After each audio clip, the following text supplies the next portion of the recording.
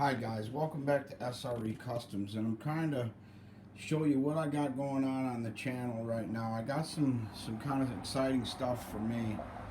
Um, this is the second Rcmk twin that I'm building. The first one I didn't even get to use. I sold it before I was able to use it. As you can see, I got the crankcase all bolted in now in the car. Same pipes as I ran with the other one. The guy didn't want the pipes.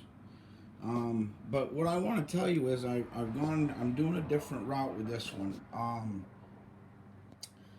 This has a different stroke crank, and I'm also going to put the area bolt-on cylinder reeds on this engine. I originally wanted to do that before. Well, I'm doing it this time. I've already taken the plunge and ordered the reeds, so they'll be in shortly. I also would like to let people know on the channel that my supplier for the area reed case was out of blue, so I've only been able to get a hold of red and standard aluminum. Okay, it's for my for my 32 through 40 cc builds. Now this is something else I got going. A gentleman has purchased this skopod here. Well, he put a down payment on it, and asked me to hold it for him, which I will, till the date he asked me to, of course, no problem.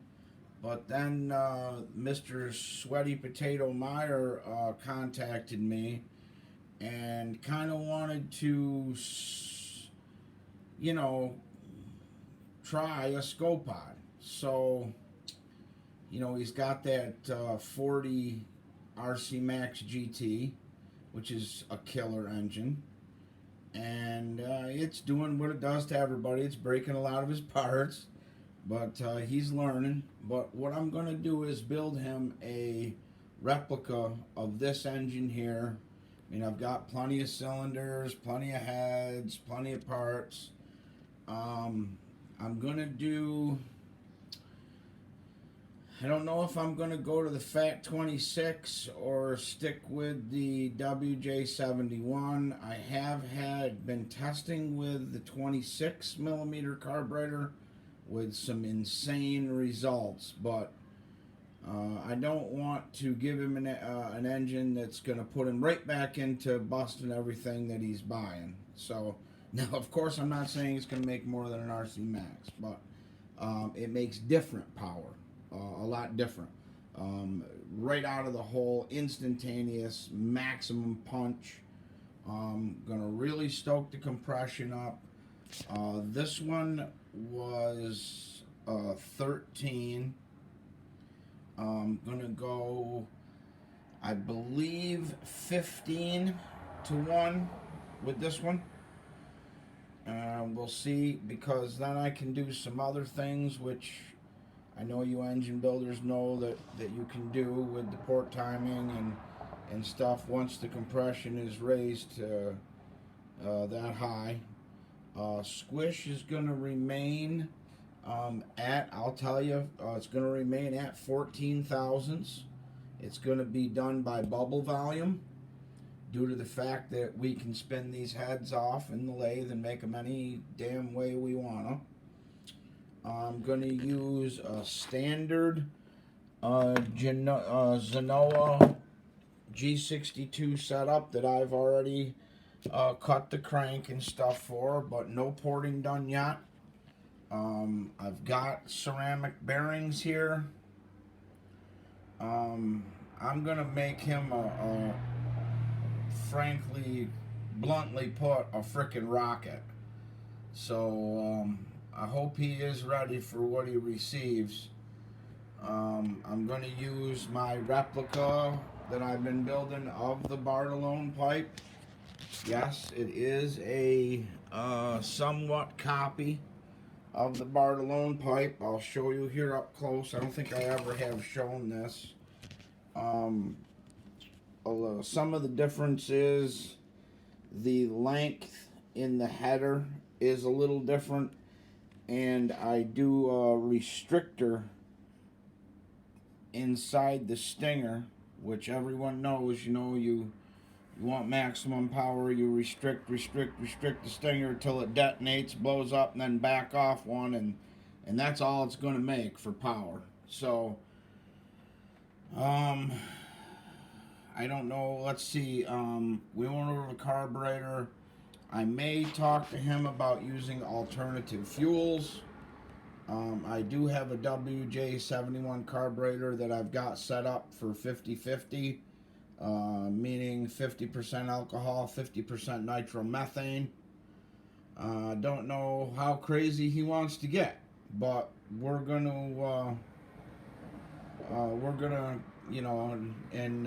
hope he understands that durability with these cast cases, is only so much. So once we light the wick on her so high, we are eventually going to have problems. Although this engine right here, like I said, 13-to-1, has been an outstanding engine on the Baja. I have to run it at least 2 hours, if everybody knows what I mean. 2 hours rich on the lean setting, or no, when it just at any time it flips right over backwards with the wheelie bar. I use that wheelie bar there, and it will just dump it right over backwards. So that's no fun. So I'm kind of I believe this gentleman is getting this. He's going to run it on a ped.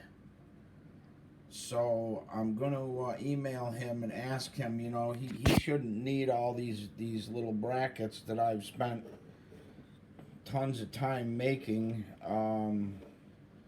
He shouldn't need those. So if he's going ped, set it up for ped.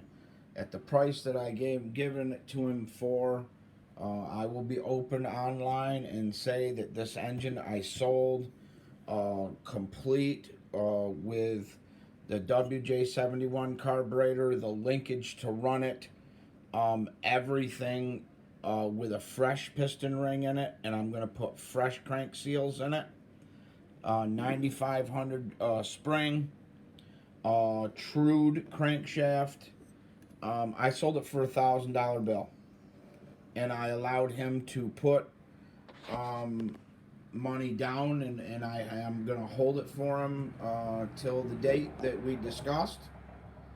And I'm not a super jerk if he's a day or two late, okay, but I don't want to be holding on to it for months. I would rather just give him his money back or whatever. But he seems to be an on the point guy.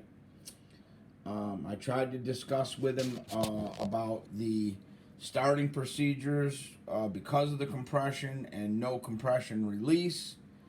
But he seemed to say he had that all in control. Don't worry about it. No problem. So I'm not going to bother him with that. But I did want to let everybody know that, yes, the Sweaty Potato Meyer RC channel is going to receive a G62 in pretty nasty trim. I'm going to talk to him to see just how radical he wants it. I might, if he wants me to back it down so it don't break parts, that's what I'll do. But please, guys, I show everything here. I'll show all my porting on this engine. I want you to know what is going on these engines. I want you to see how I'm porting them, the numbers that I'm using. I want you to know the squish that I'm using. I just want to be open. That way, if you purchase one, you know exactly what you got. You got it all. And if you measure it, it'll be what I say it is.